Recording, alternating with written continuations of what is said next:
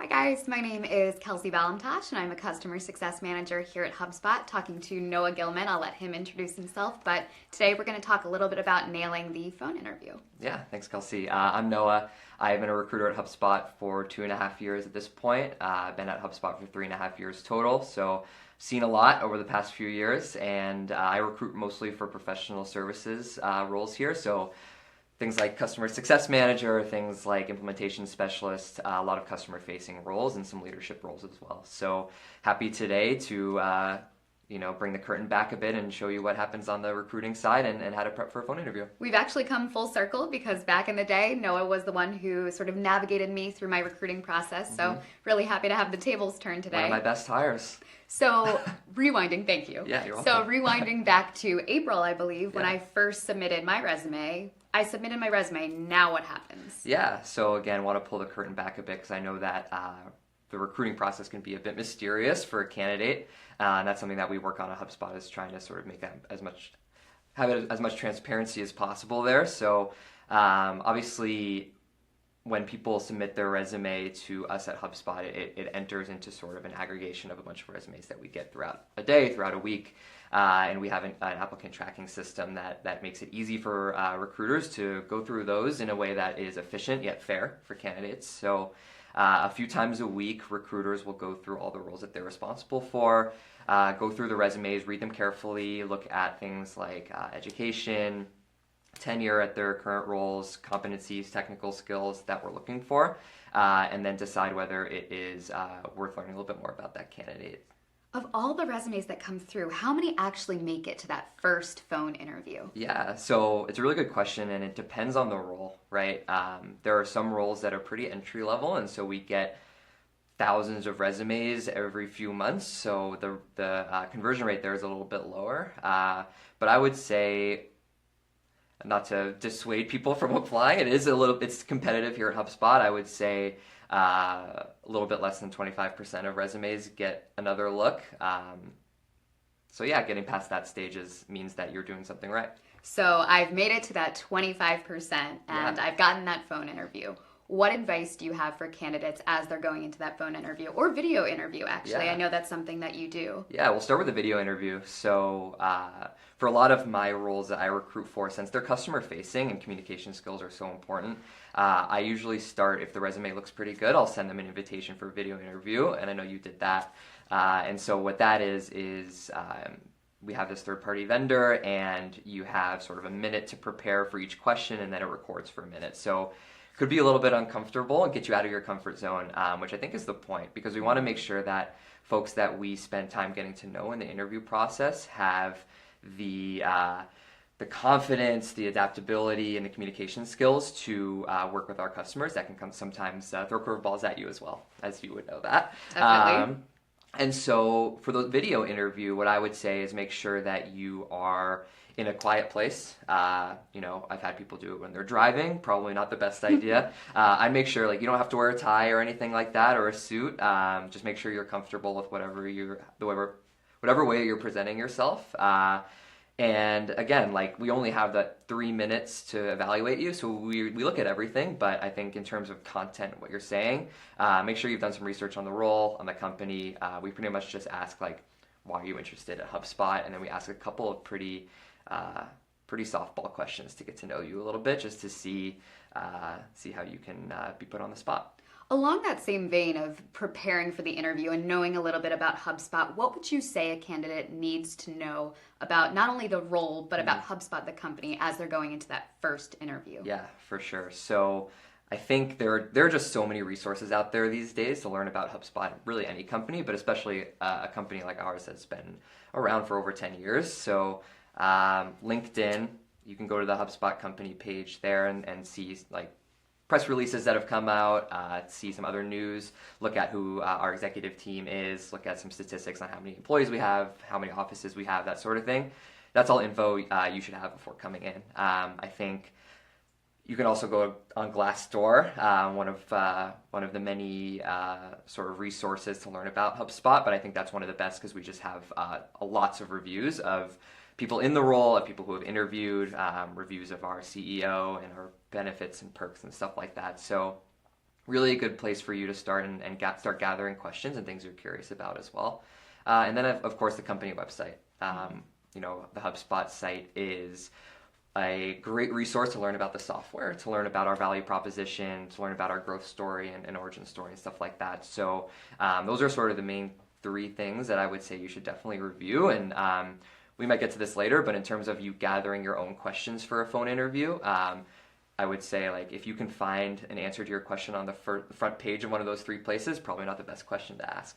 Definitely great advice. Yeah. And I think that I love that you said to prepare questions ahead of time that you have in mind that you would like to ask. So along that same vein, I've done my research on HubSpot, done my research on the role. What else are you listening for with the candidate interview that says, yes, they would go through, or to take it on a more negative note, what are some no-nos that you absolutely shouldn't say or shouldn't mention? Sure. So I've done thousands of phone interviews by now. So most recruiters who are tenured have a pretty solid grasp of what they're looking for coming in. Some of it is a little bit more technical, like, okay, they need HTML and CSS skills, or they need to know this about marketing. Some things are a little bit more nebulous, a little bit of an it factor thing, and I'll get into that in a second. But I would say, going into a phone interview, you really need to be prepared to answer some of the more generic questions that you might hear people like make fun of interviews, like, oh, what are your strengths, what are your weaknesses? To be honest, there are reasons that people ask that, right? We want to make sure that you're self-aware of your current professional profile, things that you could bring to the table. We also want to make sure that you can take feedback and you're familiar with things that you're not so good at. So I often ask, in your first month of training, what do you feel like you're going to have to really work extra hard to learn? A bad answer to that question is somebody saying, like, I actually feel good about everything, and I don't think anything's going to give me a hard time. A good answer to that is like, I looked at the HubSpot website and I looked at the inbound marketing certification. There are definitely some things in there that I'm going to need to ramp up on, and I'm excited to do that. So just having that sort of professional maturity and understanding of you're not a perfect candidate, so let's chat a bit about, like, what are you really good at, what are you not so good at, and then see if it could be a fit there. Additionally, getting back to sort of the it factor part of this, right? That comes down to confidence and communication skills, right? Like, does this person have their crap together, right, in a professional way? Is this person clearly prepared? Is this person taking it seriously? Are they asking questions that they can't find just like Googling them, right? So those are a few ways to prepare and put yourself sort of on the right foot when you get on the phone with the recruiter. Definitely. Yeah. After you've had like a dynamite interview with a candidate, what happens next? Yeah. So if you think about what my job is as a recruiter, at that point, if you think about recruiting as a funnel, right, the top of the funnel is a lot of resume review and then screening of candidates, right? And so you're qualifying them based on their experience and how they fit the role, but also qualifying them based on some logistical things like compensation, office, their timeline, that sort of thing. And then my job at that point is to only pass candidates to my managers that I think have a really good chance of being hired. So something that we track on the recruiting team is conversion rate from like recruiter phone interview to manager phone interview, and conversion rates from manager phone interview then to being moved forward to an on-site interview. So I only will move forward a candidate that I can picture doing really well on the phone with the specific manager that I'm setting them up with. So at that point, usually I will either set up that phone call at the end with the candidate, be like, hey, let's move forward. I'm excited about like X, Y, and Z from this call. I think you can work on A, B, and C before your next call. Can you bring up your calendar? Let's see if we can find a time. Alternatively, sometimes I need to think about it. So I'll say, hey, like I have a few more candidates that I need to chat with this week. I need a few days and I'll get back to you. And then at that point, what I'll do is, usually at the end of the week, I'll go through all my notes from candidates I've chatted with, maybe even send a note to the hiring manager and get their opinion, and then let people know whether they'll move forward or not at that point.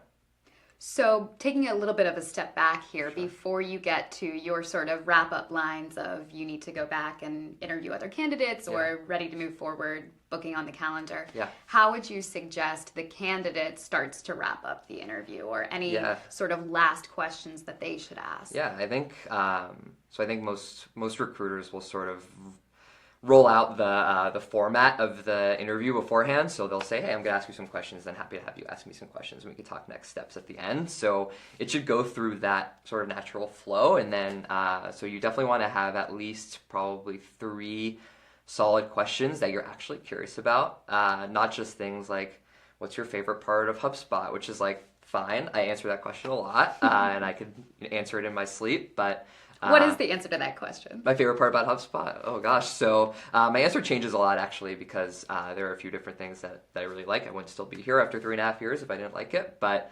I think the autonomy that everybody has in their role here and the responsibility given to you by your management. So nobody's micromanaged. I know that I wouldn't want to be somewhere where I'm micromanaged. I also wouldn't want to micromanage any direct reports. So it comes back to hiring. I think we hire mature and professional people who can work autonomously and given the correct goals, get to them the way they see fit. Definitely. Yeah. And I think a lot of the wrapping up the interview relies on you as the candidate to know, okay, this seems like an organic place to sort of end things here, ask my final question, and then segue into... Yeah. So I think it's interesting when people ask me for recommendations in terms of how to interview, because not all recruiters think the same way, not all hiring managers think the same way. So for example, I really like when candidates at the end of interviews say, hey, like, I really enjoyed this chat. Is there anything I can work on even if we don't move forward, right? I like when candidates ask for feedback proactively. That being said, I know some recruiters and some hiring managers who don't like being put on the spot like that right away because sometimes they need a little bit more time to digest that. So if you do talk to me at some point in the future, I think something to ask for sure. So that's a good way to start closing with the recruiter. Be like, what can I be doing better? Because I'm really interested in this role. I'm also really interested in just getting better in general. And then, yeah, ask what next steps are. Worst comes to worst, if I don't feel like moving the candidate forward because it might not be the best fit, I'll let you know that at that point too. So I think I appreciate candidates being a little bit proactive at the end of the call, especially if you're a customer-facing role and you're interviewing to be on the phone with our customers and trying to drive conversations. Making sure that you can do that in interviews is super important. What are some best practices for people that may not proceed to the next round, their phone interview, for whatever reason, they're not moving forward? Yeah, it's a really good question, and one that I wish I had a really great answer for, because a lot of my mental energy is spent on those candidates that do move forward, right? Mm-hmm. So when I think about what happens, if you don't move forward from your phone interview, first of all, it doesn't mean you're a bad candidate, especially with HubSpot. We have a very strong inbound funnel of candidates. We have a very strong referral program, so thank you to all HubSpotters who do that. So don't take it personally. We have a lot of really good candidates, and not everybody can move forward. I think the second thing is HubSpot, it has so many resources for you to get better at things that make you more valuable as a candidate, namely inbound marketing, inbound sales, right? If you become a expert in one or both of those things, I want to get on the phone with you, right? So there are free HubSpot Academy inbound marketing and inbound sales certifications that are a lot of work. So it's not something that you can just do in like one evening, but definitely something you can work on over around a month. And if you do that and come back with that, showing me that you are really interested and have put in some work and are willing to learn, then that's huge. And worst comes to worst, if it doesn't work out with HubSpot, a lot of other companies run inbound marketing and inbound sales now, so very valuable there. Definitely. Yeah. So now that we have to close out, any final advice that you have for candidates going through this process or going through any stage of the interview process at HubSpot? Yeah. I think we've harped on it a couple of times, but I think question asking is super important. I've had hiring managers talk to me about candidates and say, hey, like this conversation went really well. And I was super excited until I asked them if they had any questions, and they either didn't have questions or the questions they asked were not creative, not deep in any way. And that just sort of soured them on the interview. It's such an easy thing to just spend 5 minutes before an interview thinking of questions that you don't think the hiring manager hears every day. So that's like my number one piece of advice is like, get some really good questions in, and then be a little bit flexible, right? Like if they have an answer to a question that then interests you about something else, like get off your script that you've written and like ask another question. The more natural it is, the better. Thank you, Noah. I think that was some fantastic advice. I wish we'd had this conversation before I went through my interview process. If you're interested in learning more about HubSpot, working at HubSpot, our culture, I encourage you to check out HubSpot Life on Facebook and Instagram. Thanks, guys. Thanks. Have a good weekend.